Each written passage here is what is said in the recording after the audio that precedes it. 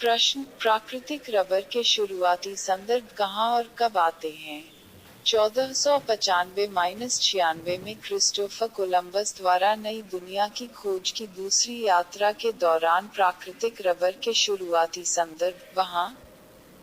उन्होंने अमेरिकी भारतीयों को गेंदों से खेलते हुए देखा है जो बाउंस हो गए थे और उनसे बने थे पेड़ों का रस। हालांकि नए पदार्थ के पहले नमूनों को यूरोप में 240 वर्षों तक नहीं भेजा जाना था जब एक फ्रांसीसी वैज्ञानिक चार्ल्स डी ला कॉन्डेमाइन इक्वाडोर का दौरा किया और शाब्दिक के साथ इनका से व्युत्पन्न अपने फ्रांसीसी शब्द कॉटचॉक को रबर दिया, जिसका अर्थ है रोते हुए पेड़।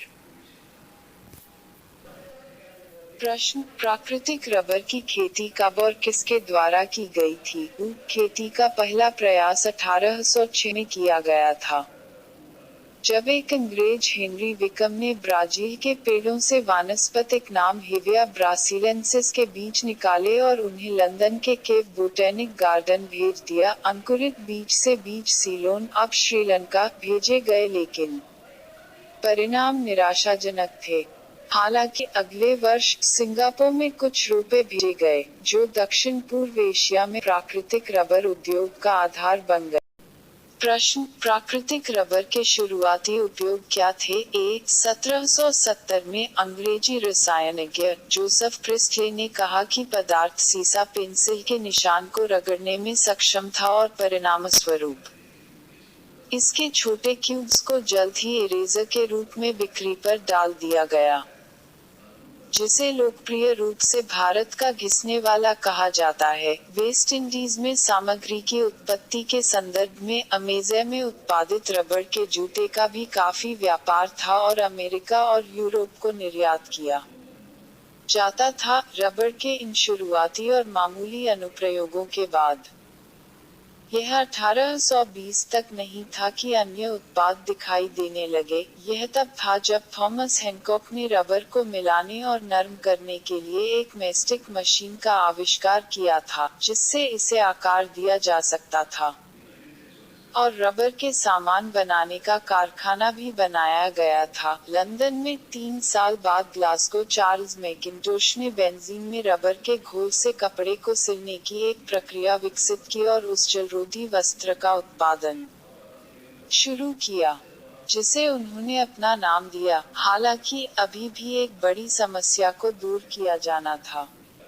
गर्म मौसम में रबर जल्द ही चिपचिपा हो जाता है और ठंड के मौसम में यह भंगुर हो जाता है। बड़ी सफलता स्पष्ट रूप से दुर्घटना बनी। यह समस्या 1839 में हुई जब एक अमेरिकी चार्ल्स गुडियर ने पाया कि गर्मी के कारण सल्फर के साथ रबर का इलाज करने से परिणामी सामग्री तापमान से प्रभावित नहीं होती थी। उन्होंने 5 साल बाद वल्केनाइजेशन के नाम से जानी जाने वाली इस प्रक्रिया का पेटेंट कराया।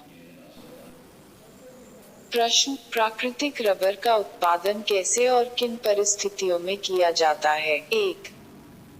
कई पौधों की प्रजातियां प्राकृतिक रबर का उत्पादन करती हैं। 19वीं शताब्दी के अंत में एशिया और अफ्रीका के उष्णकटिबंधीय बेल्ट में देशों में वहां से शुरू करने वाले अमेज़न बेसिन के मूल निवासी हेविया ब्रासिलियंसिस प्राकृतिक रबर का व्यावसायिक रूप से व्यवहार्य स्रोत है। हेविया ब्रासिलियंसिस को उष्णकटिबंधीय जलवायु में उगाया जा सकता है।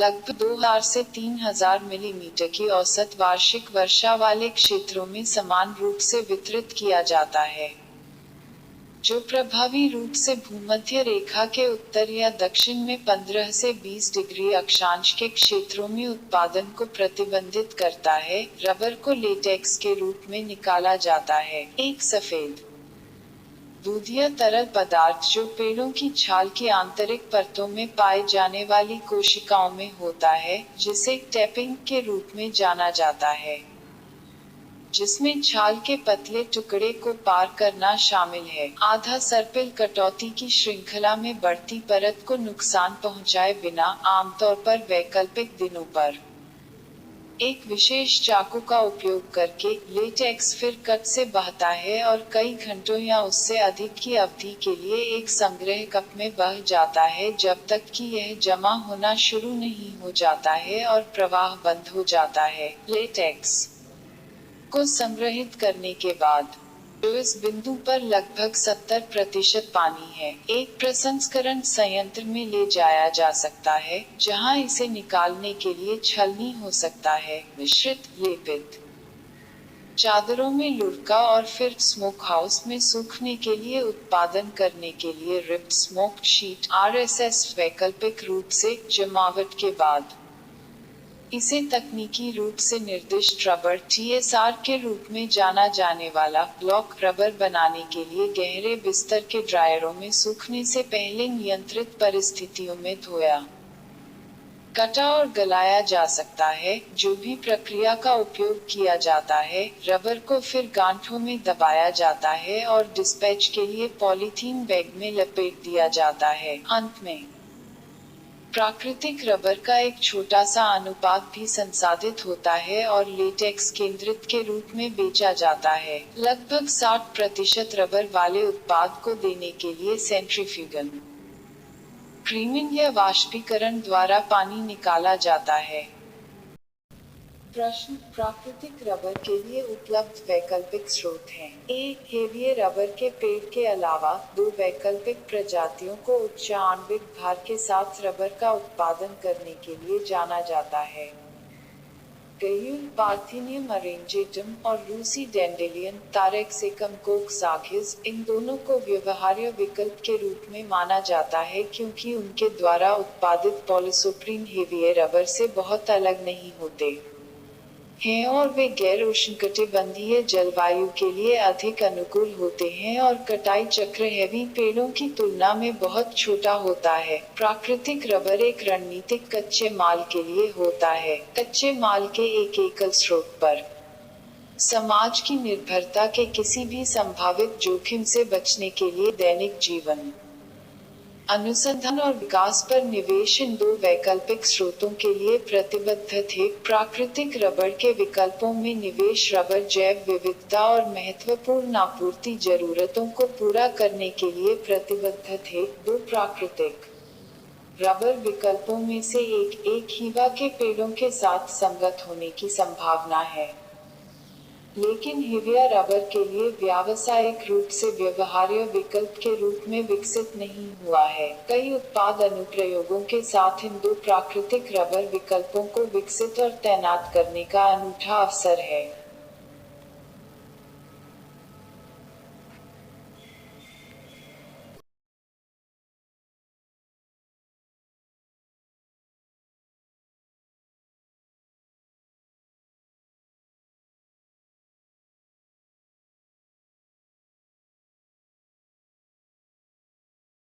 प्रश्न: सिंथेटिक रबर को पहली बार कब विकसित किया गया था? ए. 1826 में माइकल फैराडे ने प्राकृतिक रबर की आणविक संरचना को परिभाषित किया, जबकि 1860 में ग्रेविल विलियम्स एक भावना को दूर करने के लिए प्राकृतिक रबर का उपयोग करने में सक्षम थे, जिसे उन्होंने आइसोप्रीन कहा था। हालांकि यह 20वीं शताब्दी के प्रारंभ तक नहीं था, जब रबर की मांग आपूर्ति से अधिक हो गई थी, जिसके कारण कीमत बढ़ गई थी, कि पहला कदम एक वैकल्पिक सामग्री को संश्लेषित करने किया गया था। 1909 में फ्रिट्ज होफमैन पहले सिंथेटिक पॉलीथीन को बहुलक करने में सफल रहे। रबर, जर्मनी में। इस बीच कोंडकोव, एक रूसी रसायनज्ञ, ने पाया कि डाइमिथाइल ब्यूटाडीन को एक लोचदार बहुलक में परिवर्तित किया जा सकता है। हालांकि